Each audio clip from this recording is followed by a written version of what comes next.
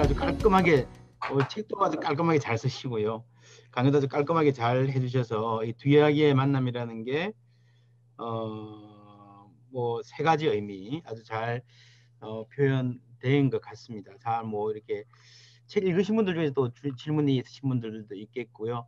질문을 생각하시는 동안에 제가 하나 질문하면은 여기가 구조 분석과 전체적인 해석학적 시각을 각 주제별로 잘 이어가신 게 아주 책의 장점이라고 제가 서두에 말씀드렸고, 그 좀 현실적인 주제, 예를 들면 계시록을 오독해서 잘못 오독하는 한국의 예를 들면 뭐 시한부 종말론이라든지 신천지라든지 그런 극단적인 예도 있겠습니다만은 그렇지 않은 경우에도 예를 들면 여기 나오는 이제 이분법적인 지나치게 이분법적인 이 피상제로 읽으면 정말 선과 악이 대결하고 아주 이분법적인 게 되고 많은 그리스도인들이 특히 이제 복음주의적 미국 같은 경우에 복음적 그리스도인들이 요한계시록을 읽는 게 시한부 종말론은 아니라 하더라도 선과 악을 이분법으로 해놓고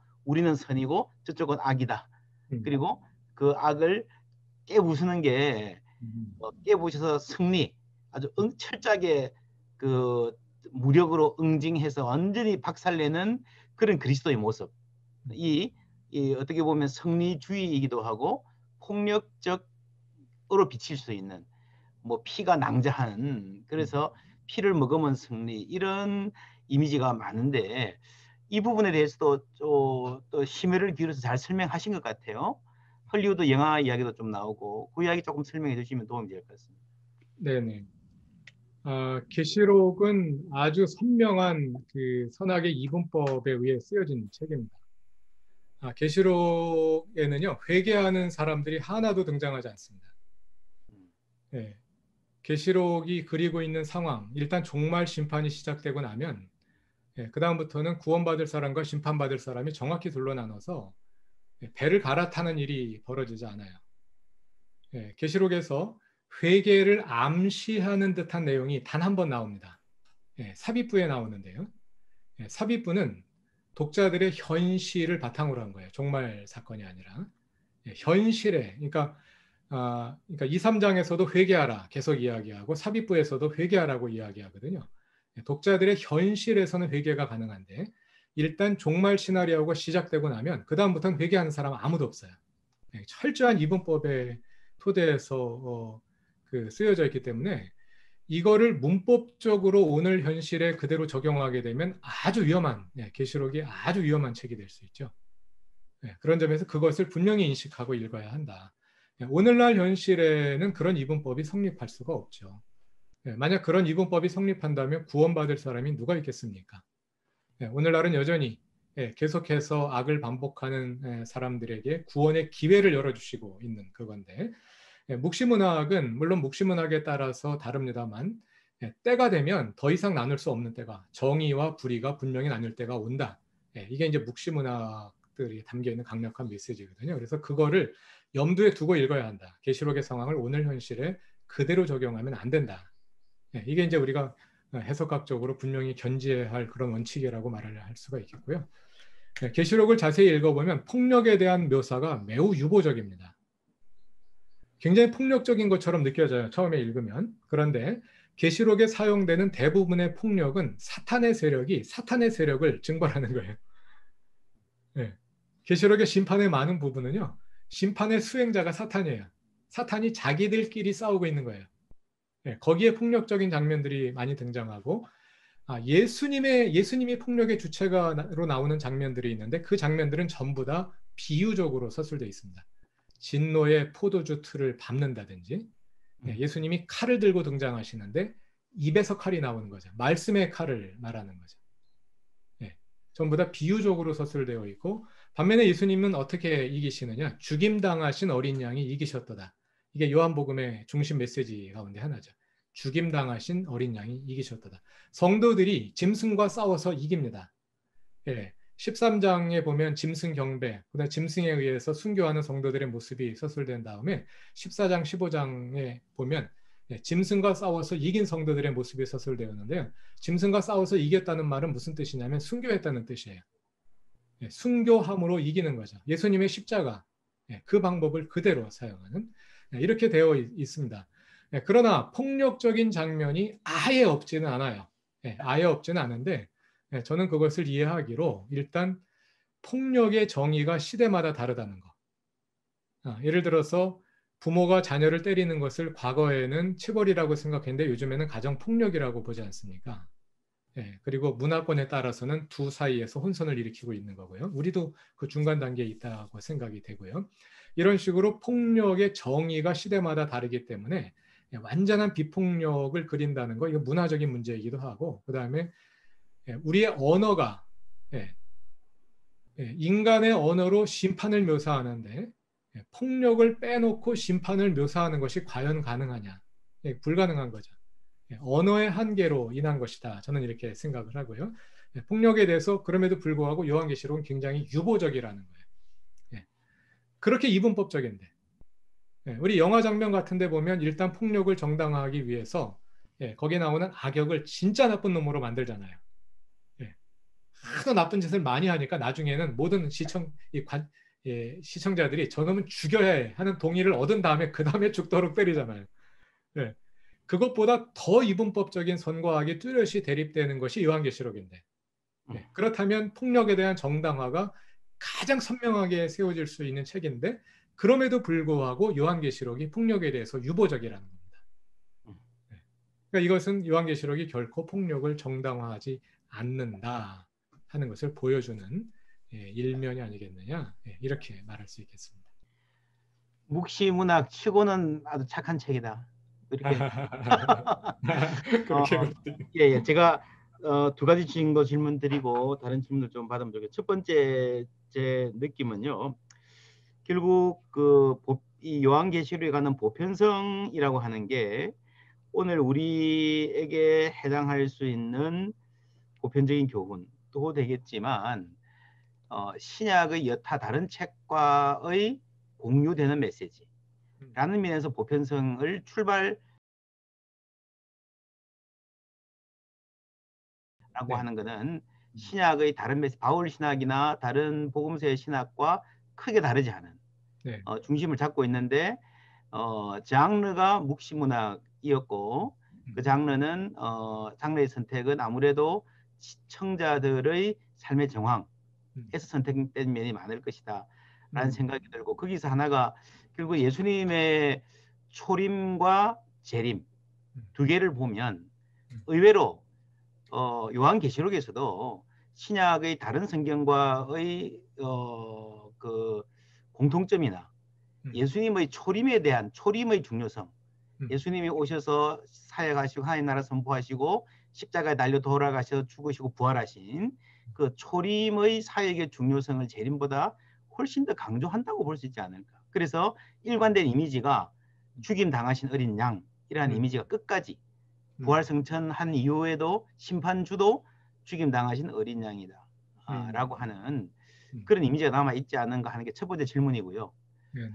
두 번째는 요 보편성이라는 부분, 저는 이제 제가 요한계시록을 읽어보면 정치적인 면보다 결국에는 경제적인 면이 많이 강조되는 것 같아요. 그 일곱개 교회 중에 마지막 교회 라우디아 교회 같은 경우에는 뭐 꽤 먹고 살만한 스스로 부자라 하는 그런 사람들이었고 짐승의 표를 받지 않는다는 사람들이 뭐 결국 대단한 정치적인 박해를 받는다기보다는 매매를 금지한다 라고 하는 것이었고 18장에 가서 보아도 결국에는 바벨론 멸망은 그 무역의 중단, 착취하는 사람의 영혼까지 사고 파는 세계 무역의 중단과 땅의 상보들, 상인들이 애통해하는. 그러니까 실제로 요한계시록 이 처한 상황에서 가장 중요한 박해 혹은 사회적 갈등은 종교적이고 정치적인 것보다는 경제적인 갈등이 아니었나 그런 생각이 좀 들어요. 그런 부분들이 어떻게 보면 오늘날 이 상황과 세계화 시대 글로벌리제이션의 경제적 불평등이 계속되는 극화되는 상황하고 관련될 수 있을 것 같고, 말한 김에 세 번째 하면 목사님 책에서 잘 설명한 것 같은데, 요즘에 이제 아주 중요한 신학적 이슈가 에코 저스티스, 그죠? 생태적 그 생태적 정의인데, 요한계시록의 전통적 읽기에 의하면 완전히 이 옛 땅은 완전히 불타 없어져야 되는, 멸망해서 완전히 싸그리 없어져야 되고 하는 그런 식의 느낌이 드는데, 그런 부분에 대해서 목사님 연구가 어떻게 좀 대답을 하고 방향을 제시해 줄 수 있는, 생태적, 우리가 지금 쓰고 있는 지구를 좀 아껴서 쓰고 사랑해야 되지 않겠는가 하는 신학적 도전 앞에 요한계시록을 어떻게 읽을 수 있는가 하는 그 세 가지 정도 간단하게 답해 주시면 감사하겠습니다. 네, 고맙습니다. 첫 번째, 요한계시록이 다른 책들과 공유하고 있는 보편성. 네, 박 목사님 뭐 질문하시면서 정리를 너무 역시 박 목사님답게 정리를 잘해 주셨는데요. 그 하나님의 주대심 그리고 십자가의 중요성이 되겠죠. 십자가는 우리는 보통 십자가 그러면 속죄의 우리의 죄를 대신하여 죽으신 속죄의 피만을 생각합니다만, 로마서 하나님 나라에서도 제가 그렇게 주장을 했습니다만, 계시록에서도 십자가는 죽임 당함으로써 이기는 것의 상징입니다.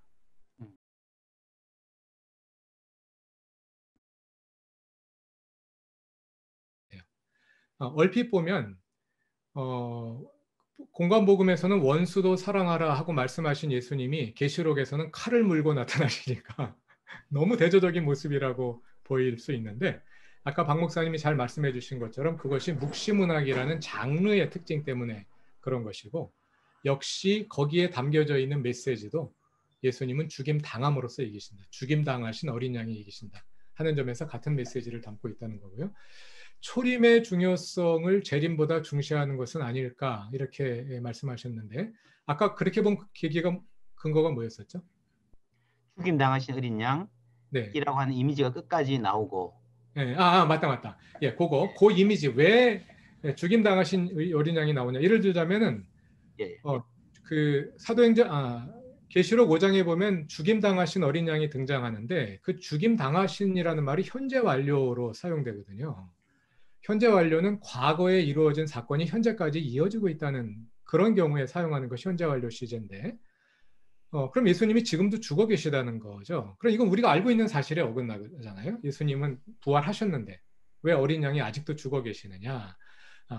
이런 것들을 어떻게 보면 초림의 중요성을 강조하는 것이다 이렇게 볼 수도 있겠고요. 그러나 제가 이해하기로는 아마도 계시록 독자들과 예수님 사이에서 이루어진 동일시가 아니겠느냐. 계시록의 독자들이 스스로를 순교자로 인식하고 있거든요. 전부 다 순교자는 아니에요. 다 죽임당한 건 아님에도 불구하고 계시록에서 그리스도인들은 순교자와 동일시됩니다. 순교적 상황 속에서 그런 경험을 하면서 살고 있었던 거예요. 그런 경험 속에서 자신들을 죽임당하신 어린 양과 동일시 했기 때문에 나타난 그런 측면이 아니겠느냐, 이제 이렇게 생각이 되고요. 두 번째, 경제적 측면에 대한 강조, 정말 아주 뭐 정확하게 잘 보셨다고 생각을 하고요. 그 17장, 18장에 보면 바벨론이 멸망하는 장면이 나오는데, 바벨론이 왜 멸망하느냐, 그 이유가 두 가지입니다. 하나는 사치, 하나는 그리스도인들을 박해한 거예요. 사치했기 때문에 멸망했다는 거예요. 굉장히 충격적인 거죠. 네. 그 사람들 사치한 거 아무리 봐도 우리보다 덜 사치하거든요. 옛날에 사치해봤자 얼마나 사치했겠어요? 예, 그런데 이게 단순한 경제적인 이유인데, 이게 단순히 경제로만 구별되어 있는 건 아니고 사치와 박해라는 주제가 연결되어 있는 것 같아요. 아마도 황제 숭배와 연결된 것이 아니겠느냐. 계시록의 배경을 황제 숭배로 보는 것을 거부하는 해석자들도 많이 있습니다. 계시록 당시의 교회가 그렇게 심각하게 박해를 당했던 것은 아니다, 이렇게 보는 분들도 있는데요. 저는 우리가 일반적으로 생각하는 것처럼 그런 대규모 박해는 아니었지만, 그러나 적어도 그리스도인들이 경험하기에 엄청난 고난과 박해 상황 속에 있었다. 과거의 트라우마와 여러 곳에서 들려오는 소식들과 또 지금 경험하는 이런 것들, 그 다음에 황제 숭배로 인해서 아마도 황제 숭배를 하다 보면 조합 활동에서 배제되기 때문에, 그러나 조합 활동에서 배제된다 그래서 완전히 네? 경제적인 경제적인 갈등이 많았겠죠. 맞습니다. 예. 그런다 그래서 장사를 아예 못하는 건 아니었다 그래요. 그러나 모든 사람들이 조합에 활동하는데 나만 조합에서 빠졌다. 그럼 거기서 얻는 상대적인 이 손해는 굉장히 크겠죠. 이제 이런 현상들이 짐승에게 경배하지 않는 자는 매매를 금지한다로 상징적으로 표현된 것이 아니겠느냐. 이제 이렇게 생각이 됩니다. 이렇게 보면 그리스도인들이 박해를 당한 것은 황제 숭배와 연결되고 황제 숭배로 얻는 가장 직접적인 그 피해가 경제적으로 나타난 거고, 경제적으로 나타나니까 먹고 사는 문제가 한계를 받게 되니까 그 삶의 궁지로 내몰리게 되고, 이런 것들이 함께 몰려져 있는 상황에서 경제적인 측면이 굉장히 강조되어 나타나는 것이 사실입니다. 잘 보셨다고 생각하고요. 세 번째, 생태정의 문제에 대해서는 한 항목을 따로 따서 적었습니다. 계시록에 보면 자연이 파괴되는 장면들이 굉장히 많이 나오잖아요. 잘 읽어보면 아니다. 자연이 파괴되는 것이 아니고요. 계시록에서 나타나는 자연이 파괴되는 그거는 인간의 가용 자원이 파괴되는 겁니다. 사람을 심판하는데 그 심판이 처음부터 직접적으로 이어지지 않고요. 먼저 물샘을 치는 거예요. 강물을 치는 거예요. 그럼 먹을 물이, 마실 물이 없어지잖아요. 바다를 치는 거예요. 바다에서 조달되는 모든 뭐 해산물이라든지 모든 자원들이 막히는 거잖아요. 그 다음에 예를 들어서 넷째 대접을 쏟을 때 넷째 대접을 해에다 쏟거든요. 그럼 무슨 일이 일어나냐면 해가 권세를 받아서 사람들을 태웁니다. 사람들을 뜨겁게 함으로써 고통을 남깁니다. 해가 심판을 받는 것이 아니라 해가 심판의 도구로 사용되는 거예요. 계시록에 나타나는 자연 재앙 또는 자연 파괴로 읽힐 수 있는 내용들을 잘 읽어보면 결코 자연 파괴가 아니다. 그리고 신학적으로 다시 큰 테두리 안으로 창조로부터 돌아가서 보자면 왜 자연을 하나님이 파괴하느냐 말이죠. 하나님께서 세상을 창조하고서 사람에게 잘 관리하라고 맡겼어요. 근데 사람이 자연을 남용하고 오용함으로써 자연이 형편없이 파괴됐어요. 그랬더니 예수님이 종말에 오셔가지고 그 자연을 아예 파괴해버리고 사람을 딴 데 데려가가지고 영원히 살게 한다. 이 시나리오가 이게 말이 되는 거냐. 이게 굉장히 인간주의 중심적인 시나리오이면서 이건 사람들이 너무 양심이 없는 거 아니냐. 저는 정말 그 시나리오는 정말 비양심적인 시나리오라고 생각해요. 사람들이 자연을 다 박살내놓고 다 파괴해놓고 종말에 예수님이 오셔가지고 그럼 뭘 하시겠느냐. 파괴된 자연을 창조 세계를 회복하셔야죠. 파괴된 샬롬을 회복하시는 것이 구원입니다. 구원은 그러므로 생태 정의는 종말적인 구원에 포함되는 프로그램이라고 말할 수 있다. 그런 내용을 한 항목을 담아서 정리를 했습니다. 예, 감사합니다. 목회적으로도 아주 중요한 부분 같아요.